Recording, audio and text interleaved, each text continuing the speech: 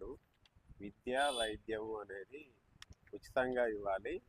ఎందుకంటే ప్రజలు అందరూ ఆర్థికంగా ఉండరు కాబట్టి, కార్మికులు, లేబర్లు ఉంటారు, డబ్బు లేనటువంటి వాళ్ళు ఉంటారు కాబట్టి వాళ్ళకు సామాజికంగా ప్రభుత్వమే ఆదుకొని విద్య వైద్యం ఏర్పరచాలి. తర్వాత చదువుకున్నటువంటి విద్యార్థులకు ఉద్యోగ అవకాశాలు కల్పించే బాధ్యత కూడా ప్రభుత్వం తీసుకోవాలి.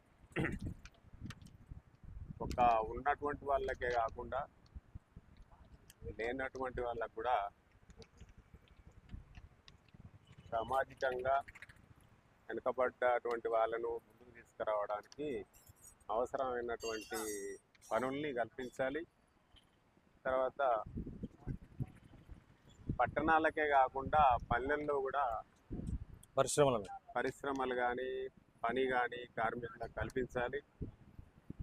సమాజం అంతా ఆర్థికంగా ఎదగడానికి ప్రభుత్వం చర్య తీసుకొని